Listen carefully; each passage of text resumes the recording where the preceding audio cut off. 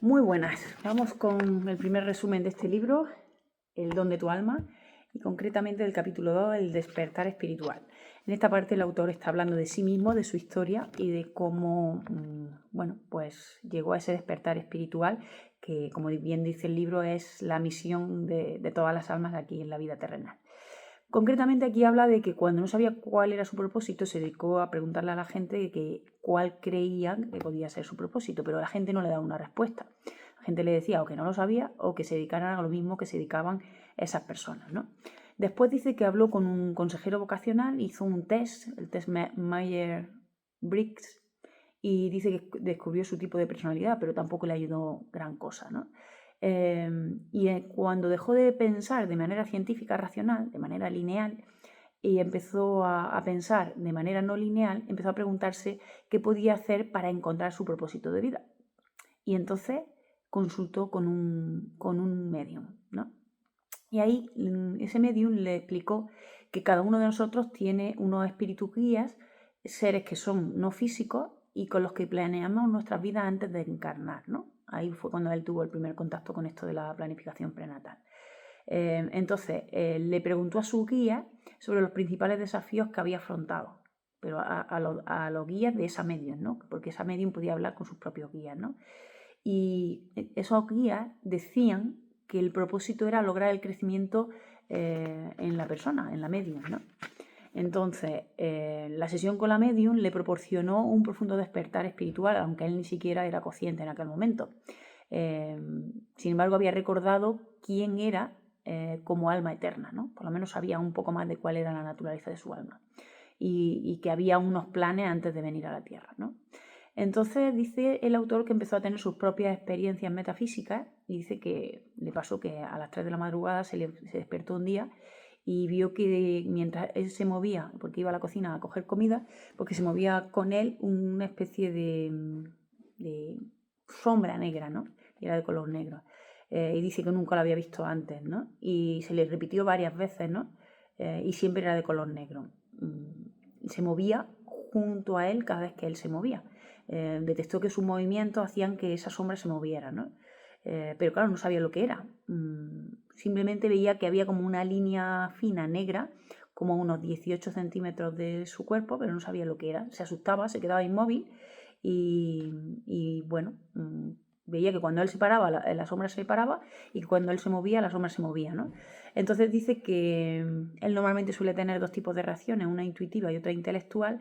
Entonces, si acudía a la respuesta intelectual, su mente le decía que posiblemente era una alucinación óptica o que posiblemente tuviera un tumor cerebral y eso estaba haciendo que viera eso.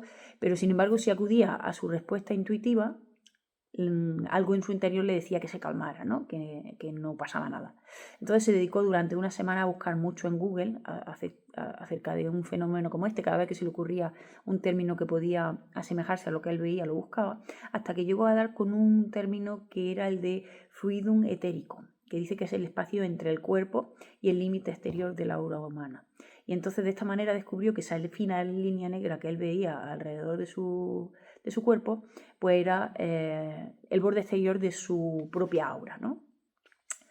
Entonces empezó a convencerse de que sus guías y su yo superior estaban creando esta experiencia como un modo de fomentar su despertar espiritual y no llevarle de forma abrupta y súbita desde su mundo, que era muy científico e intelectual con el trabajo y la compañía en la que trabajaba, hasta desarrollarse en este mundo espiritual, ¿no? Entonces, era como una forma que estaba teniendo el universo de decirle que había mucho más en el universo de lo que él había imaginado. Y entonces dice que todas esas experiencias que tuvo fue lo que le despertaron, valga la redundancia, su despertar espiritual, ¿no? Tuvo otra experiencia que fue un día que salió a pasear y a todas las personas con las que se encontraba las veía con un amor extremadamente intenso e incondicional, incluso personas que no conocía de nada, un taxista en una barbería, una madre que tiraba el carrito de su niño. Dice que lo identificaba con un amor tan inmenso que nada tenía que ver con el que podemos sentir hasta hacia nuestros seres queridos, que él lo identificaba con un amor divino, ¿no? y cada vez que veía a alguna persona sentía ese amor puro e ilimitado hacia esa persona. Y en ese momento dice que ya no se produjo ninguna batalla entre su mente y la razón como le había pasado cuando veía la sombra. Simplemente se hallaba en una comunión intensificada e inmediata con su alma. Dice que su alma le decía, este amor es lo que eres, esta es tu verdadera naturaleza. Y dice que cree que eso fue lo que provocó la experiencia para facilitarle su trabajo, el trabajo que pronto empezaría a este trabajo espiritual.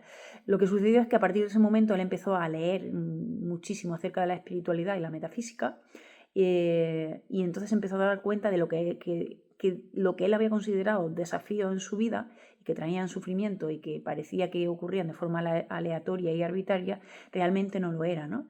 Y que si él hubiera sabido que era un plan de su alma antes de nacer, pues que le había podido evitar mucho sufrimiento y habría podido descubrir antes las lecciones que se escondían detrás de esos desafíos. Y así fue como conoció a una mujer que canalizaba, que era canalizadora de su propia alma, y empezó a hablar con ella. En aquel momento él no sabía prácticamente nada de canalización, pero dice que habló con ella durante más de 15 horas, ¿no? Y esa mujer le habló detalladamente sobre su propia planificación natal, los distintos desafíos que había analizado, cuáles había seleccionado y por qué, y cuáles había descartado y por qué.